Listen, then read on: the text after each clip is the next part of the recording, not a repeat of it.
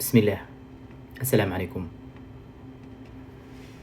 walaalahayow waxaa jira ragga qaarkii oo aad is oranayso dumarka waxay u fahansiinayaan diinta sidii shay lagu ciqaabayo oo kale. waxaad arkaysaa ragga social mediaha ku jira yacni qaybo ka mid ah rag oo oranaya markay dumarka la hadlayaan aayadan soo qaadanaya الرجال قوامون على النساء. ragga ilaahay dumarka mas-uuliyad buu uga dhigay, laakiin walaalkayow ma isweydiisay mas-uuliyaddii haddaan ragnahay ilaahay ina saaray ma ka soo baxnay? ma isweydiisay intaadan dad u sheegin oo aadan dhanka kale la wadaagin adigu shakhsiyadaada ma isweydiisay mas-uuliyaddii ilaahay ku saaray ma ka soo baxday oo naftaada dib ma ula xisaabtantay intaad ummad kale la xisaabtamayso oo aad aayadda uga dhigso ul aad ku garaacayso? waxaa kaloo jira rag iyagoona ku celcelinaya ilaahay wuxuu yiri fankixuu maa taaba lakum min annisaai mathna wa thulaatha wa rubac. 2 iyo 3 iyo 4 ba guursada. laakiin adiguna ma isweydiisay walaalkayow middan hadda ama xaaskan hadda aad mas-uuliyadda ka tahay ama labadan aad mas-uuliyadda ka tahay xaqoodii ma ka soo baxday? because ilaahay rab subxaana wa tacaala kuwan hadda gacantaada ku jira ayuu ilaahay waajibkoodii gacantaada soo geliyey oo mas-uuliyaddoodii ilaahay dushaada soo saaray. markaasaa waxaad rabtaa tii ku saarnayna inaad ilowdo mid kaloo cusubna aad u hanqal taagto. taasna ma shaqaynayso. diintuna saas maahan. diintu waxay ku tiri intan aad haysato ku fara adayg, wixii kaa maqan iska ilow. intan markaad ku fara adeygto oo intaad haysato mas-uuliyaddoodii iyo xaqoodii aad halkaa saarto marka kadib ka feker wixii kaa maqan.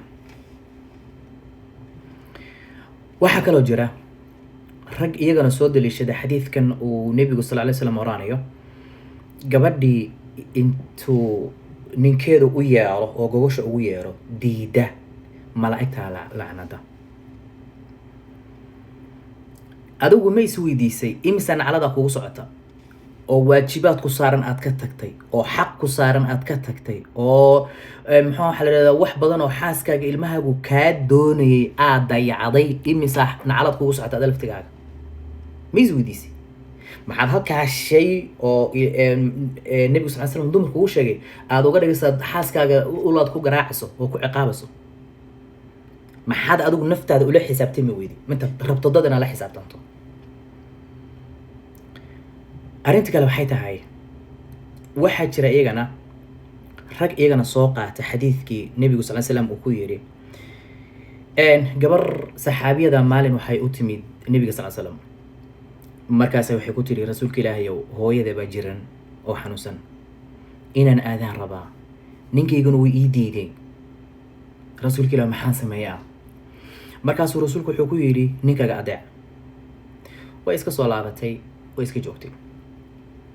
maalinkii dambe waxaa loo sheegay hooyadeed oo geriyootay. markaasay ku tiri aan aado wuu u diiday haddana. yacni saxaabigan waxba kama qaldanaa, saxaabi jafaaf oo aad adag maahan, laakiin waa xikmad ilaahay rab subxaana wa tacaala uu rabo inuu wax inagu tuso. waxaa dhacday marka nebiga sal slam bay kusoo laabatay gabadhay saxaabiyad ahayd. markaasay waxay tiri rasuulka ilaahayow hooyaday way dhimatay, geerideediina waa la iisoo sheegay, inaan janaasadeeda iyo aaskeeda iyo tacsideeda ka qayb galana waan rabaa. rasuulka ilaahayow ninkaygu ii diidan yahay bal la hadal ama maxaa sameeyaa? markaasuu wuxuu ku yiri rasuulku wuxuu ku yiri gabadha saxaabiyad ahayd ninkaaga adeec waa jannadaada ama waa naartaada. marka waxaa jira rag markiiba la soo boodaya ninkaagu xaq buu kugu leeyahay, amarkiisa ma diidi kartid. hadduu hooyada xanuunsan ku yidhahdo joog ma aadasid. yacni qaabkan aad wax u gudbinaysaa qaldan ee diintu uma qaldanaa. qofka si naxariisi leh wax u fahansii, si degan wax u fahansii, hadal macaan wax ku fahansii, laakiin kakanaantan iyo ad adayga diinta ka daa. taas way ta diinta dadka ku diraysaa. mideeda kale uma malaynayo qof damiir leh nin damiir leh inuu hooyadiisii labaad ila sodohda waa hooyadii labaad hooyadiisii labaad oo xanuunsan inuu u diidayo xaaskiisu inay aado uma malaynayo ragga saas sameynayana waxaa laga yaabaa ragga qaarkood in sodohda iyo isaga waxyaab u dhaxeeyaan sida awgeed oo xaaskiisa arrinta ku ciqaabaya yani ma oga isaguna ku ciqaabayo laakiin wuu ku ciqaabaya because gabadhan hooyadeeda xanuunsan hooyadeeda dhimatay way welwelaysaa way murugoonaysaa isagu ma arko xaaskiisa waxa haysta iyo dareenka ku jira laakiin wuxuu maskaxdiisu weli ku maqan tahay isaga iyo hooyadiisii laba wixii shalay iyo madar raadama wiigi hore dhex maray unbuu ka fikiraya bas ragga nooca ku dhaqmana waxaan leeyahay ilaahay uga cabsada xaasaskiinu oo xaasaskiinu u fasaxa wax walba oo wanaagsan oo ay idinkaga amar qaataan u fasaxa ragga intaasaan leeyahay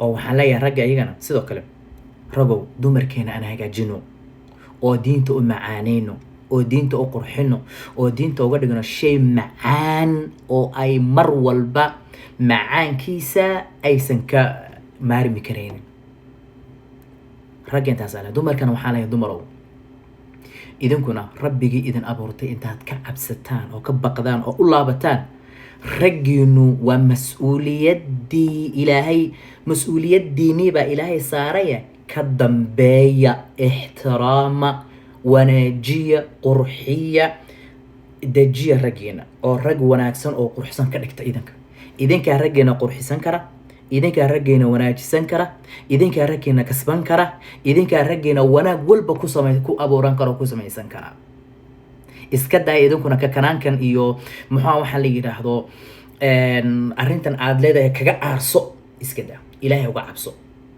diintan qofkan hadduu qalad u fahmay adiguna qalad ha uga aarsanina ilaahay uga cabso wixii isagu ku qaldamayna u sheeg hadduu qaadan waayana isaga ilaahay u taala faraha ka qaad laakiin adiga xaqi iyo waajibkii ku saarnaa mar walba diyaar la insha Allah wallahu li tawfiiq. Assalamu alaykum wa rahmatullahi wa barakatuh.